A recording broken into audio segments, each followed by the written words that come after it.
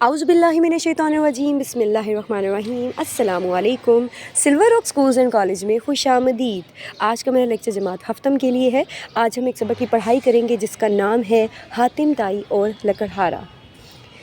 سبق کی پڑھائی کے ساتھ ساتھ اس کی وضاحت کی جائے گی اور الفاظ کے معنی کا سلسلہ شروع کیا جائے گا۔ تو چلتے ہیں سبق کی پڑھائی کو شروع کرتے ہیں۔ اس کے لیے سریر خامہ نمبر 2 کی کتاب کا صفحہ نمبر 9 نکالیں۔ سبق کے مصنف کا نام ہے میر امن دہلوی اور سبق کا نام ہے حاتم طائی اور لکڑہارا۔ پرانے وقتوں کی بات ہے، عرب میں نوفل نامی بادشاہ حکومت کرتا تھا۔ اس کے عہد میں قبیلہ طے کا سردار حاتم طائی اپنی سخاوت اور خدمت خلق کے باعث بہت مشہور تھا۔ وہ ہمہ وقت حاجت مندوں کی حاجت روائی، غریبوں کی مدد اور اللہ کے بندوں کی خدمت کے لیے تیار رہتا تھا۔ ہر کوئی اس کی تعریف کرتا تھا اور اس کی نیکی کے گن گاتا تھا۔ پورے ملک میں ہر کہیں اسے اچھے الفاظ میں یاد کیا جاتا تھا۔ نوفل کو اس کے ساتھ خدا واسطے کا بیر ہو گیا۔ وہ اس سے جلتا تھا کہ بادشاہ نہ ہوتے ہوئے بھی اس کی شہرت بادشاہ سے زیادہ ہے۔ چنانچہ اس نے بہت سی فوج جمع کی اور حاتم کے علاقے پر حملہ آور ہو گیا۔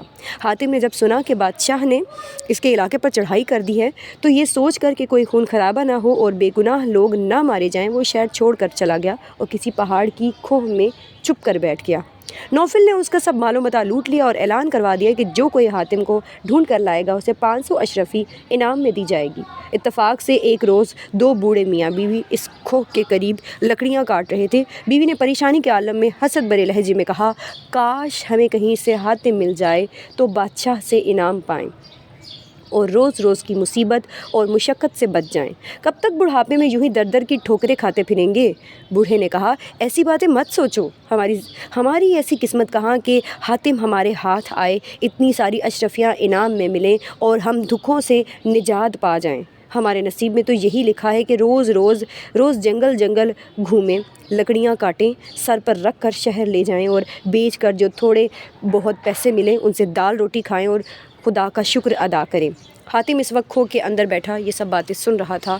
وہ یہ سوچ کر خوش ہوا کہ اس بے سر و سامانی کی حالت میں بھی خدا نے اسے کسی کی مدد کا موقع دیا ہے۔ وہ فوراً باہر آیا اور کہنے لگا، میں ہی حاتم ہوں، مجھے بادشاہ کے پاس لے چلو اور اس سے انعام حاصل کرو۔ جلدی کرو، ایسا نہ ہو کہ کوئی اور مجھے دیکھ لے اور تم ہاتھ ملتے رہ جاؤ۔ بوڑھے نے کہا، بہت بہت شکریہ، بے شک ہم مصیبت زدہ ہیں اور غربت کے ستائے ہوئے ہیں، مگر ہم اتنے ظالم اور بے حیال بھی نہیں کہ تجھے قید کرا کر خود انعام حاصل کریں اور عیش و آرام کے کچھ دن دیکھنے کی حسرت پوری کریں۔ نہیں، ایسا ہرگز نہیں ہوگا۔ اگر ہم ایسا کر بھی لیں، تمہیں قید کرا کے کچھ مال لے بھی لیں تو کب تک اس پر گزارا کریں گے؟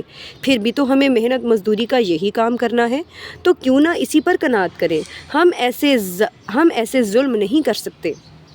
حاتم نے کہا، یہ ظلم نہیں ہے، میں تو خود اپنی خوشی سے تمہارے ساتھ چل رہا ہوں، بلکہ یہ تو تمہارا مجھ پر احسان ہوگا کہ تم بے سر و سامانی کے عالم میں بھی مجھے نیکی اور خدمت کا ایک موقع فراہم کر رہے ہو۔ جب بوڑھا کسی طرح بھی رضامند نہ ہوا تو حاتم نے کہا، اگر ایسا ہی ہے تو میں خود بادشاہ کے پاس جاتا ہوں اور اسے بتاتا ہوں کہ اس بوڑھے نے مجھے چھپایا ہوا تھا، اس صورت میں تمہیں سزا بھگتنا پڑے گی۔ بوڑھا اور حاتم اس بحث میں مصروف تھے کہ بہت سے لوگ جمع ہو گئے اور حاتم کو پکڑ کر بادشاہ کے پاس لے گئے۔ بوڑھا اور بڑھیا بھی روتے ہوئے ان کے ساتھ ساتھ چلتے گئے۔